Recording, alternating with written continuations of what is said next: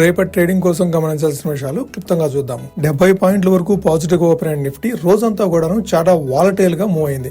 Sensex monthly expiry ఉండడంతో ఈ రోజు వాలటిలిటీ అనేది చాలా పీక్స్ లో ఉండింది. ఫస్ట్ హాఫ్ అంతా పాజిటివ్ గా ట్రేడ్ అయిన నిఫ్టీ సెన్సెక్స్ సెకండ్ హాఫ్ కి వచ్చేప్పటికి నెగిటివ్ టర్న్ అయినాయి. అంటే నిన్నటి క్లోజింగ్ కంటే కూడాను లోయర్ లెవెల్లోకి మూవ్ అవుతూ అక్కడే కన్సాలిడేషన్ అవుతూ ఉన్నాయి. నిఫ్టీ చివరికి 14 పాయింట్ల లాభంతో 25,496 దగ్గర క్లోజ్ అయితే సెన్సెక్స్ 27 పాయింట్లు నష్టపోయి 82,248 దగ్గర క్లోజ్ అయింది.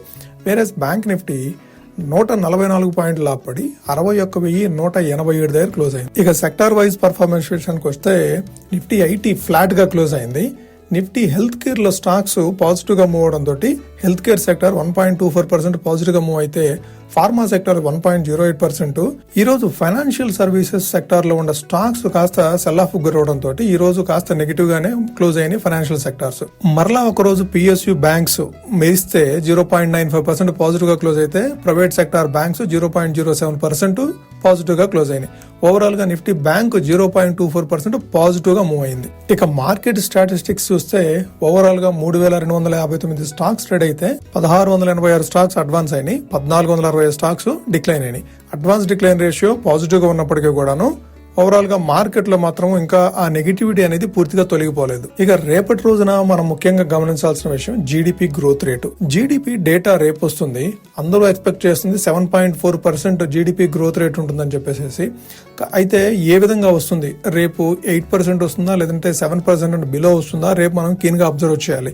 దీన్ని బేస్ చేసుకుని మార్కెట్ మూవ్మెంట్స్ ఉండే అవకాశం ఉంది. ఓకే, ఫిబ్రవరి తుఫాను ముగిసింది. సుమారుగా 1770 పాయింట్ల రేంజ్ లో నిఫ్టీ కదలాడింది. ఐటీ స్టాక్స్ మొత్తము సెల్ ఆఫ్ గురైన ఈ వివరాలన్నీ కూడా మనం పూర్తి వీడియోలో డిస్కస్ చేస్తూ నోవామా ఇచ్చిన 3 స్టాక్ రికమెండేషన్స్ 2026 గాను వాళ్ళు 3 స్టాక్స్ బై రికమెండేషన్స్ ఇచ్చారు. అవి కూడా పూర్తిగా డిస్కస్ చేయడం జరిగింది మనం ఫుల్ వీడియోలో. దాంతో పాటుగా రేపటికి సపోర్ట్ అండ్ రెసిస్టెన్స్ కూడా ఇవ్వడం జరిగింది.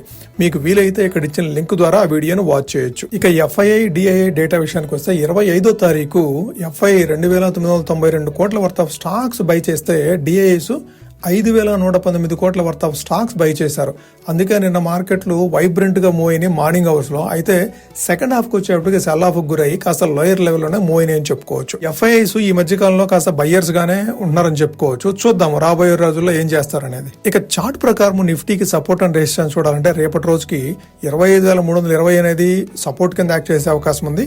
అట్లానే 25,650 అనేది ఇమీడియట్ రెసిస్టెన్స్ కింద యాక్ట్ చేసే అవకాశం ఉంది. ఈ రెండు లెవెల్స్ ని డెసిసివ్ గా బ్రేక్ చేయనంతకాలము మార్కెట్ రేంజ్ బౌండ్ లోనే ఉండే అవకాశం ఉంది.